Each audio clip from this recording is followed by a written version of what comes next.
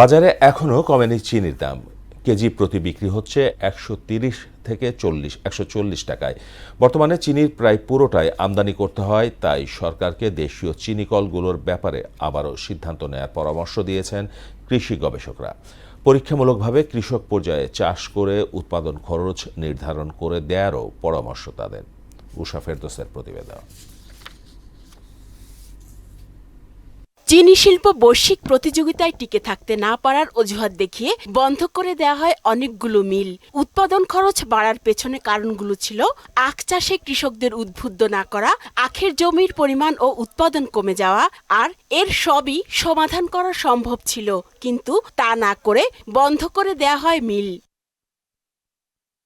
এদিকে বাজারে এখনো কমেনি চিনির দাম। 130 থেকে 40 টাকা কেজি দরে বিক্রি হচ্ছে চিনি। কিনতে আসছে, দেখি যে কমছে কিনা, কিন্তু বাজারে তো ওইরকম কম যে হয় সেটা তো আর পাই না। এখন 130 হয়েছে, চাচ্ছি 130 না, 70 থেকে 80-র ভিতরে নেমে আসুক, যেন আমাদের মধ্যবিত্তের নাগালের ভিতরে আসে, আমরাও যেন চিনি কিনতে পারি। আর ব্যবসায়ীরা বলছেন এখনো তারা কম দামে কিনতে পারছেন না, তাই কম দামে বিক্রির প্রশ্নই আসে না। চিনির বাজারটা যে কমছে, এই প্রভাবটা কিন্তু বাজারে আসিয়া পড়ে নাই। কারণ কি, আমার চিনি এই চিনিটা কেনা হয়েছে 135 টাকা, আমরা বেশি 50 টাকা।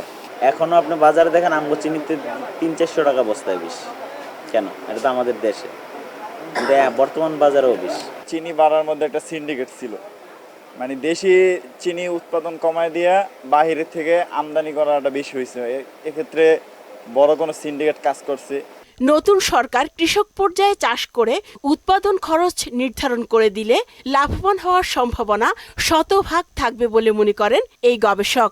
ইম্পোর্টকে কেন গুরুত্ব দিত? কারণ এলসিতে যদি এলসি করে সেখানে তারা একটা বড় কমিশন পায়, আর যদি চাষি প্রোডাকশন করে সুগার, সেই সুগার থেকে যদি প্রোডাকশানে যায় ফ্যাক্টরিতে, সেখানে তারা অনুৎসাহিত করে, কারণ ওইখানে চাষি যদি মূল্য পায় তাদের লাভ নাই, যারা এই সিস্টেমগুলোর সাথে জড়িত ইম্পোর্টের গভর্নমেন্ট পর্যায়ে। যার কারণে তারা সবসময় উৎসাহিত করতে হলো যে এলসি পারচেজকে। এলসি করা মানে হচ্ছে যে তার ওখানে বড় কমিশন থাকে। প্রয়োজন উৎপাদনশীলতা বৃদ্ধি হয় এমন সব পদক্ষেপ নেয়া। একটা মিলকে একটা স্ট্যান্ডার্ড ধরতে হবে, ধরে সেইটাকে হলো স্ট্যান্ডার্ডাইজ করতে হবে, এবং এখানে যারা এই সম্পর্কিত জ্ঞান আছে তাদেরকে দিয়ে প্রোডাকশন কস্টিংটাকে একদম ফাইনালি বের করতে হবে। করে যদি দেখা যায় যে না, এখান থেকে আমাদের প্রোডাকশন করে লাভ হচ্ছে, আমরা বাইরের থেকে ইম্পোর্টের থেকে আমার এখানে প্রোডাকশনে লাভ হচ্ছে, তাহলে সরাসরি চাষির সাথে কন্ট্রাক্টে যাবে, কন্ট্রাক্ট গড়ে নিয়ে যাবে। আবারও চিনি শিল্পকে ঢেলে সাজানোর পরামর্শ দেন কৃষি গবেষকরা। উষা ফেরদৌস, মোহনা সংবাদ, ঢাকা। সুদবিহীন ব্যাংকিংয়ে আত্মশুদ্ধির পথ, এনআরবিসি ব্যাংকের ইসলামিক ব্যাংকিং, আল আমিন।